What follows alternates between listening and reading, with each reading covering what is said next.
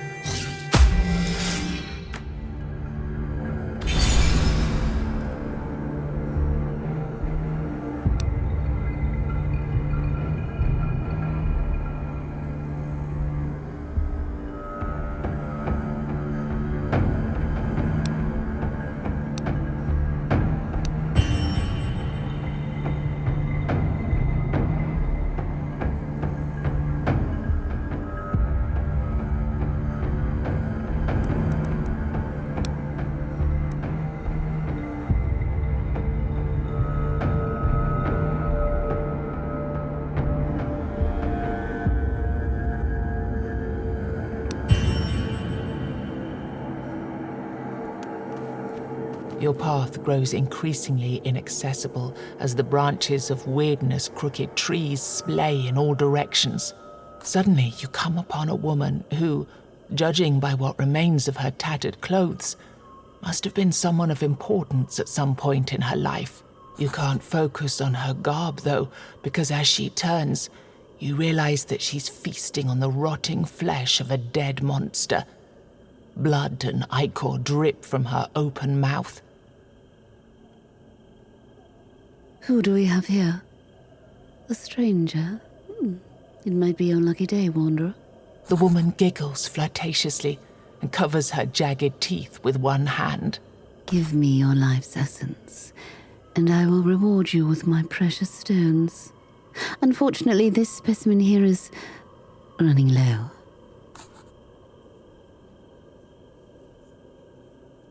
You show her the bouquet you received from the florist. You can sense that she's overcome with joy and hope. Give it to me. This is the most magical gift I've ever received. Like it was made just for me. Tell me who made such a wonderful bouquet?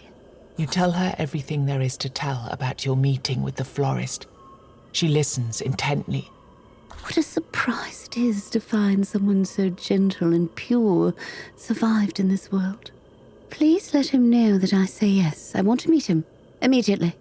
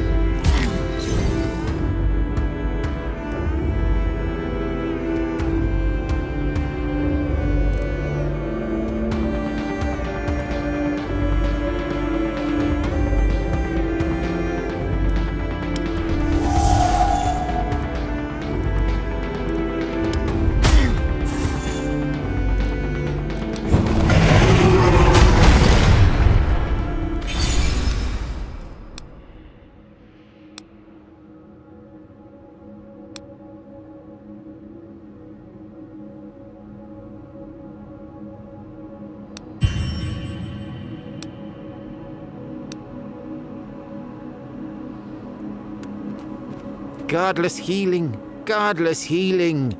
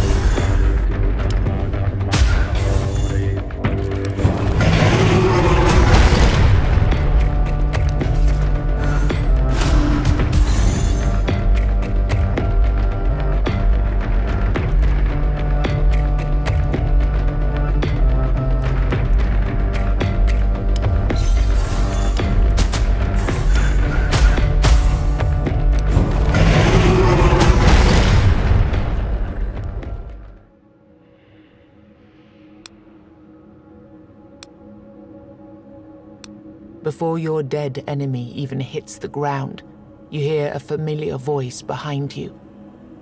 As you turn, you see the goat. Oh, this one was a piece of work. We had high hopes for him. Too bad it ended like that. But 2 down, 2 to go.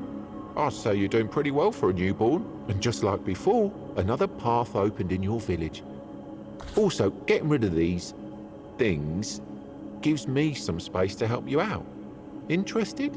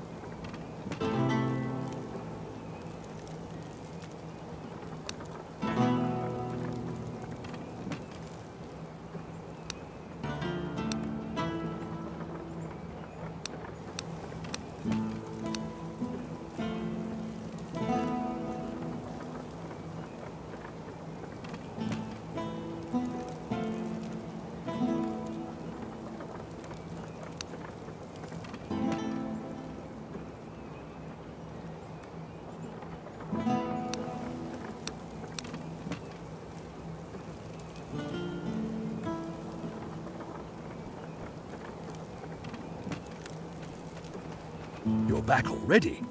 Go and train. You should practice 40 hours a day, at least.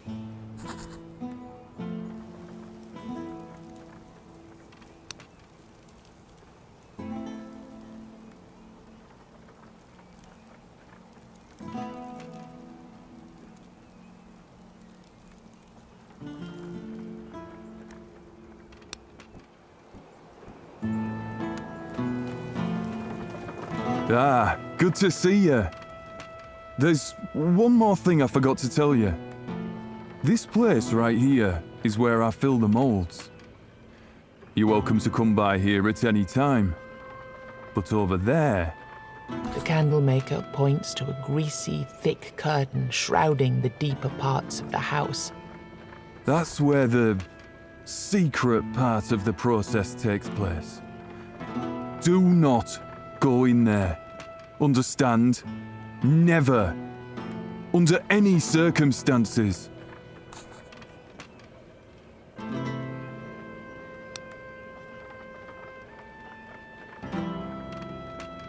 You know what? Prove that you treat my craft seriously. Then we'll talk.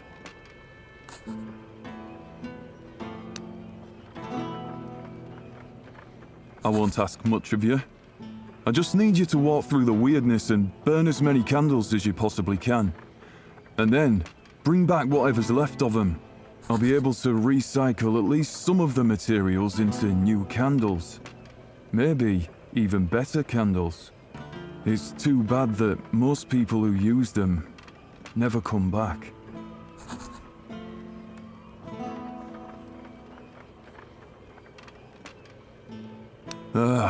I know where you're going with this question. You think I use human remains to make my candles? Bollocks! He steps towards you, arms wide open. Don't know who told you such ridiculous things. But next time, I promise I'll... After some abundant cursing, he sighs and calms down. To make a candle, you need fat. And a few other things you just don't need to know about. But mostly it's fat. Now, tell me, when did you last see a well-nourished human? These hands are the only human component I need. My hands and my skill. It's enough to use one's brain for a second to understand this.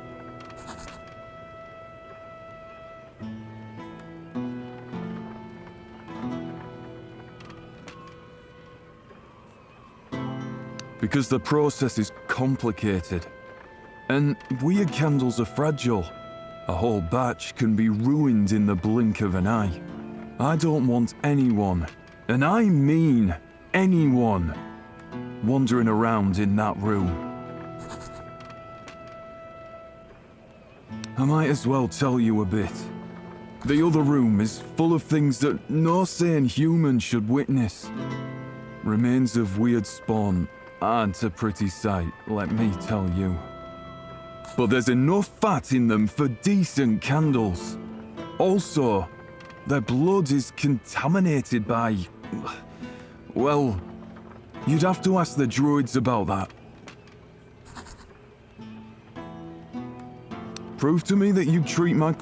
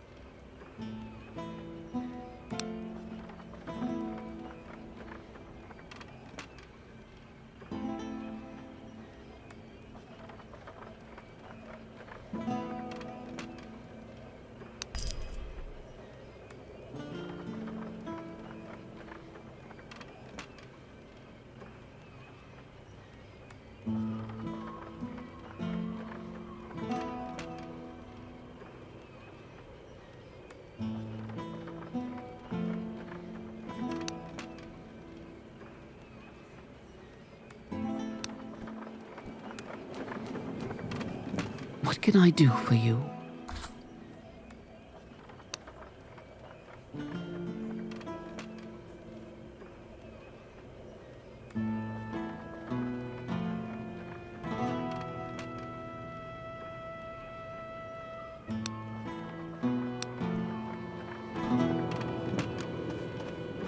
You're quite a gambler yourself, going into the wilderness like that.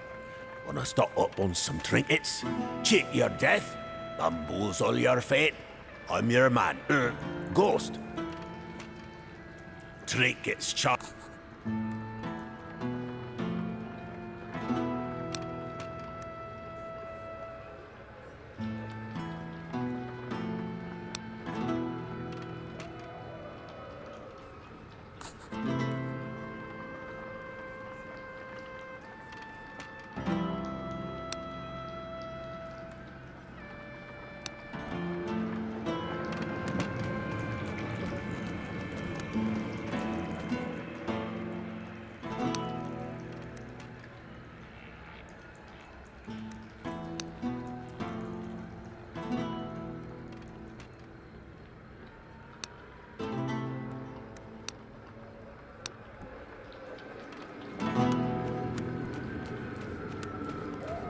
We're all here now. thanks to you. And we're all going to help, any way we can. But it seems I was wrong. Their presence didn't rekindle my memories. But I suppose I have another idea. I've been talking with Neith, the seamstress, and she suggested that my memories aren't dependent on everyone being here, but on all of us being free of issues which plague our minds. Maybe if you help them out, maybe then my memories will come back.